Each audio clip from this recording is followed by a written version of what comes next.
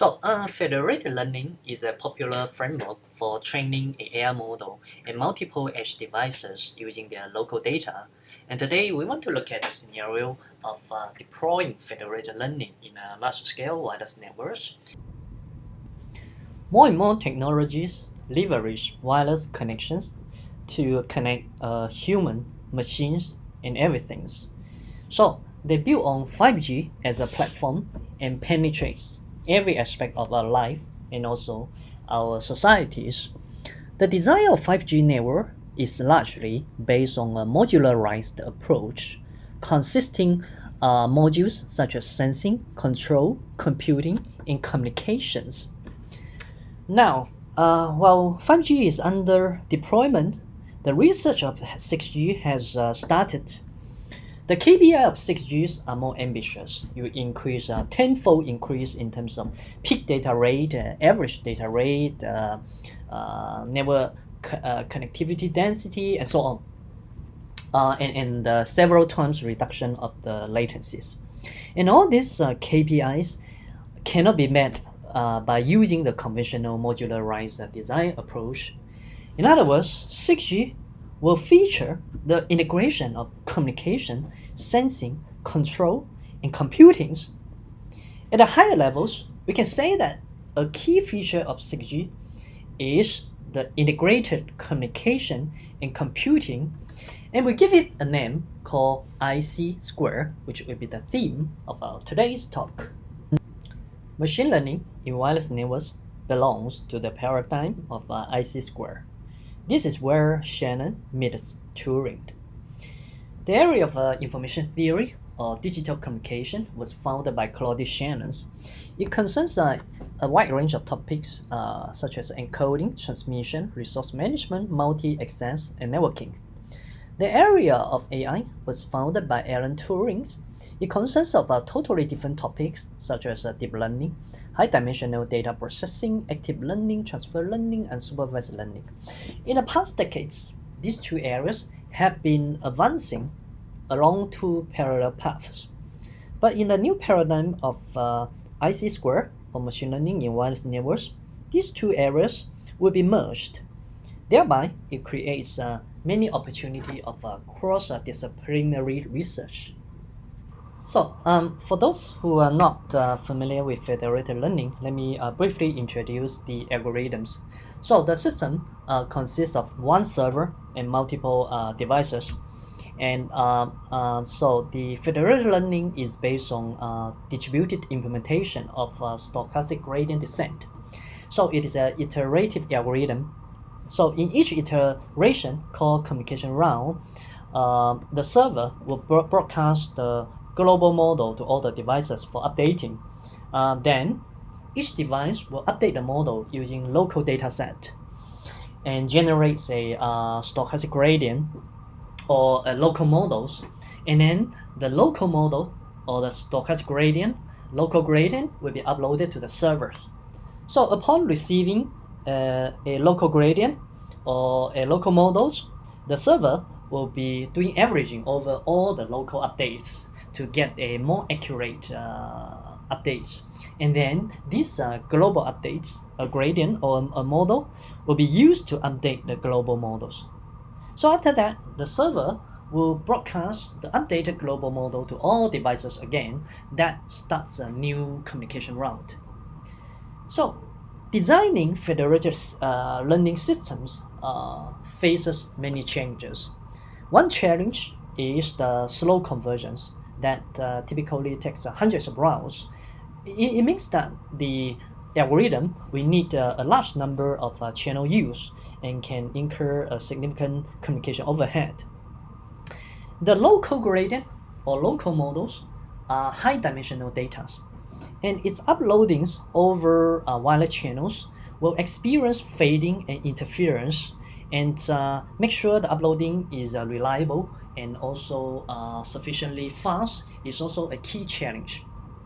Other challenges include synchronization, stragglers, means slow workers, and IID or non-IID data distributions.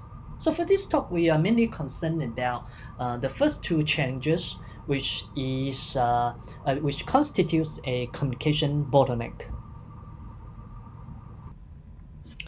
Let's consider the federated learning implementation based on gradient aggregation.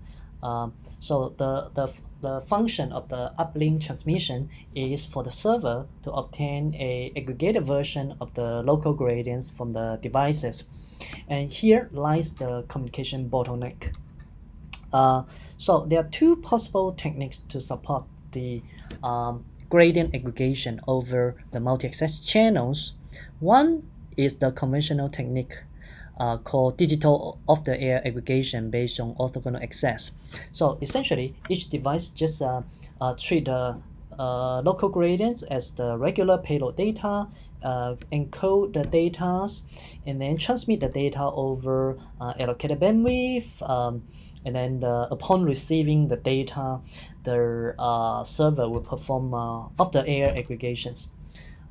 More recently, researchers propose an alternative approach called analog over-the-air aggregation that exploits the waveform superposition of multi-access channel.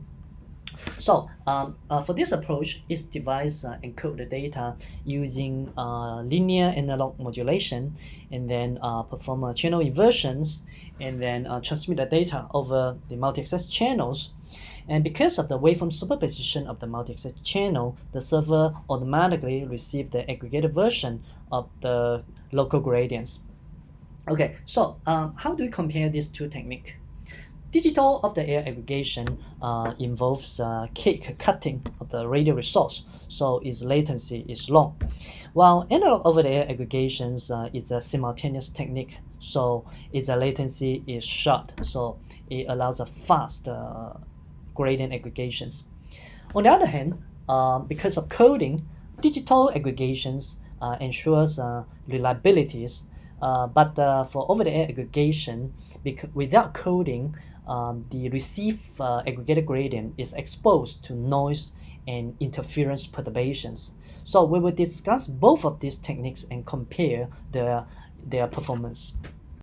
So before relate these techniques to network performance, it's necessary to first model the wireless networks. We adopt the classic model of using a hexagonal lattice to model the wireless networks, and base station or servers are located at the center of the hexagonal cells, and devices are distributed following a Poisson point process in the horizontal plane. We assume that federated learning is performed in a typical cell, and so the learning process is interfered by intercell interference caused by transmission of by devices in other cells. How does interference affect the learning performance? Let's look at the right hand side, the stochastic gradient descent on a loss function of the model parameters, where the minimum is the desired model. So if you know these loss functions, by taking the derivative, we can find the ground truth path of the deepest descent. However, we don't know the loss functions. So essentially, the federated learning process is an estimation of this ground truth path, and the actual path is a noisy one. So there are two types of noise. First is the data noise caused by finite available data, and the second is caused by interference. There is a network dilemma as shown at the bottom of this slide here. So when we increase the density of devices, the interference becomes stronger. That is a negative effect. But at the same time, as devices are becoming more and more, there are more and more training data, and the data noise is suppressed. So what is the net effect of the device densification? And this is the main issue we want to investigate in this work. Let's specify the network performance matrix. For learning, the typical matrix is the convergence rate, and one indicator of convergence is the round average gradient norm, denoted as G bar sub 0 here. In the typical cell, the gradient norm is a random variables whose distribution depends on network parameters such as cell size, device density, fading, path loss, and so on, right? So we define the spatial convergence criteria as the probability that the average gradient num larger than the small number epsilon 0 is smaller than a small number delta for given device density and a fixed number of rounds, big N here. For learning performance analysis, we use the tool of a stochastic geometry that has been widely used in network performance analysis. The key idea is to model the intercell interference as a short noise process, which is defined as a sum over a Poisson point process modeling devices. And the summation here is over all the devices outside the typical cell, and the summation term is the received signal from an individual interference device. Interference affects the transmission techniques in a different way. Consider the left-hand side digital over-the-air aggregation. Interference will cause the outage of the transmissions, and as a result, the number of received local gradients will be randoms, and that affects the learning performance. For the right-hand side, analog over-the-air aggregations, because the signal is uncoded, so interference does not cause outage, but rather an outage is caused by deep fade, for which a device may not have sufficient power for channel inversions. So the effect of interference is to cause direct perturbation to the received aggregated version of the local gradients, and thereby affect the learning performance.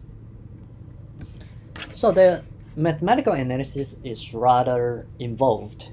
I'm skipping the technical details, just show you the key results on spatial convergence analysis. Here are two theorems for the two transmission schemes. So in theorem 1, the expected round average gradient norms can be bounded by the summation of two terms. The first term corresponds to the ground truth descent path you saw earlier, and the second term corresponds to gradient estimation in federated learning, also integrated with the effects of channel outage. The most important observation is this: the second term will decay exponentially fast with k bar, where k bar is expected number of active devices with successful transmission. Interestingly, as the device density grows, this number, k bar, will actually converge to a constant that depends on network parameters. For the theorem 2, the expected gradient norm is also upper bounded by the summation of three terms. First term and second terms are similar as those in theorem 1, and there's one extra terms. It corresponds to interference perturbation at the servers due to the use of over-the-air aggregations. And this, the most important observation is this: as the device density grows, the effect of the last term, interference perturbation, actually diminishes pretty fast and will not be significant. Another metric for measuring the learning performance is the test accuracy, spatially average test accuracy of all cells. For this metric, it's difficult to mathematically analyze, but we can rely on simulation. So in these simulations, the learning task is trying to train a convolutional neural network to recognize the handwritten letters. In this graph here, the curves are spatially average test accuracy versus the number of communication rounds for different device densities here. The main conclusion is that for digital and analog aggregations, their corresponding test accuracies are pretty similar, indicating similar learning performance. So we can compare the spatially average learning accuracies for these two schemes here, and analog aggregation is observed to be much faster than digital aggregation because it is use of a simultaneous access and the waveform superposition property of the wireless channel to perform over-the-air aggregations. The latency reductions can be up to 10 times. With that, I would like to conclude this talk with a prospect for future research. The theme is ultra-fast IC2, or integrated communication and computing. In the area of computer science, we observe the rise of analog AI to accelerate computing. Specifically, we observe the design of computational memory using memristor array, which integrates memory and processor into the same unit. In the area of wireless communication, this talk and this research showcase the revival of fast analog transmission for several reasons. First of all, in the context of federated learning, channel noise can actually accelerate learning, for example, helping the escape from local optimality or saddle points in the gradient descent process. Another advantage of noise is to provide differential privacies. So the similar trends of in computing and wireless communication in the analog domains that also points to the possibility of integrating these two technologies. For example, in terms of IC2 3D chip stacking, that is one approach to satisfy the ultra low latency requirement of 6Gs. So this study is just a beginning, and it points to many exciting new research opportunities in the direction of IC2.